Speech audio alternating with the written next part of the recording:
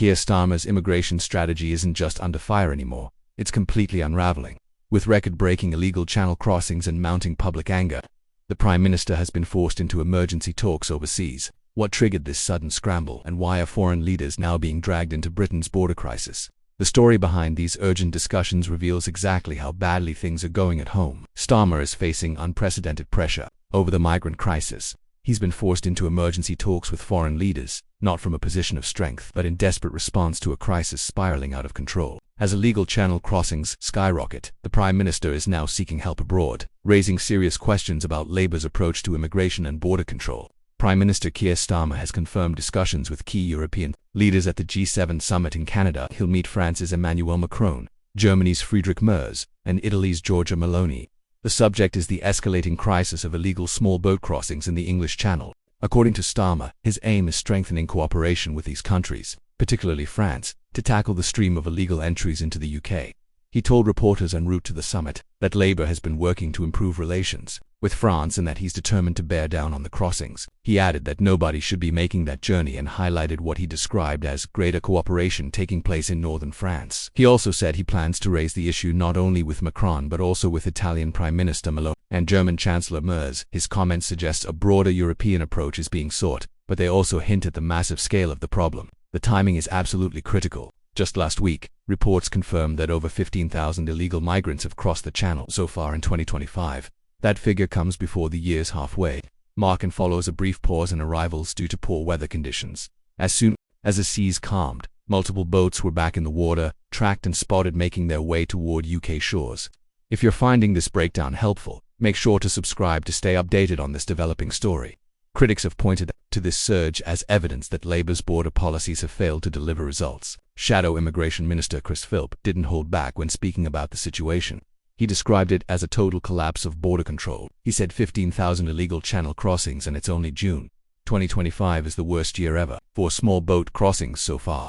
While traffickers and criminal gangs rake in millions, Labour ministers stand in Westminster rehearsing soundbites. Philp also criticised Starmer's decision to scrap policies introduced under the Conservative government, particularly deterrent measures tied to removals. He argued that Labour has no credible replacement and accused the Prime Minister of breaking records for all the wrong reasons. He continued by asking how many more records Starmer needs to break before he finally admits his plan is failing. In response, a Home Office spokesperson outlined the government's current strategy. They said the people smuggling gangs do not care if the vulnerable people they exploit live or die as long as they pay, and we will stop at nothing to dismantle their business models and bring them to justice. The spokesperson added that the government is taking a multi-pronged approach, including international intelligence sharing under the Border Security Command, enhanced enforcement in northern France, and new legislation under the Border Security, Asylum, and Immigration Bill. That bill, they say, is designed to help identify, disrupt, and dismantle criminal gangs while boosting UK border security. But despite these statements, the facts on the ground remain unchanged. Channel crossings are at record levels. French authorities have been filmed standing by as migrants launch dinghies toward British waters, and the Prime Minister has had to take the issue to an international summit just to contain the fallout. What's becoming increasingly clear is that whatever Labour's plan was, it's simply not working. The numbers are going up, the public is losing confidence, and now is relying on foreign leaders to help tackle a crisis that is overwhelmingly taking place on Britain's own borders. The Prime Minister can talk cooperation all he wants, but as the figures keep climbing and the boats keep coming, the pressure is growing fast. And with critics already calling it a collapse, Starmer now faces the same question he once posed to others: where's the plan? Meanwhile, Nigel Farage's UK DOGE unit is preparing to descend on a cash-wasting council after Zia Youssef met with local reform chiefs to discuss how taxpayers could claw back hundreds of thousands of pounds. Youssef, who now heads up Reform's DOGE unit after stepping down as the party's chairman last week, visited West Northamptonshire Council on Friday. Following Friday's initial meeting, Reform now plans to instruct its DOGE team to identify waste and inefficiencies within the council's budget. The group will later issue a report to West Northamptonshire's Reform leadership, providing advice for action to end what it regards as wasteful spending. It was recently revealed that Reform compiled a dossier on the wasteful spending of the 10 local authorities it secured control of in the 2025 local elections. West Northamptonshire, which returned 41 Reform councillors on May 1st, was said to have handed a net zero chief £44,000 to complete the area's local waste strategy. Neighbouring North Northamptonshire separately spent £1.1 million for a 4-year contract to hand out free vapes for people looking to quit smoking. Hit the subscribe button if you want more coverage of these political developments as they unfold.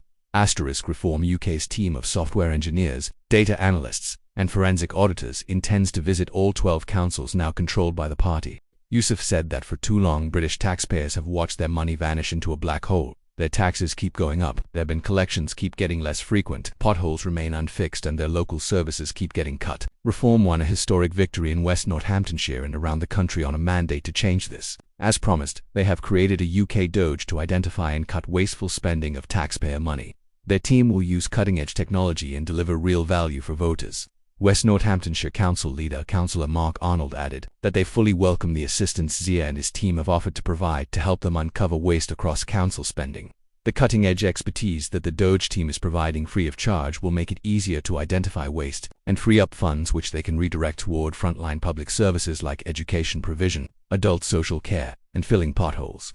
Yusuf's visit on Friday came just days before it was revealed how Durham County Council's reform leadership was looking to overhaul the local authority's diversity, inclusion, and equity training programs. What are your thoughts on today's developments? Let me know in the comments section below. If you haven't already, make sure you drop a like on this video and subscribe to the channel for more British political content.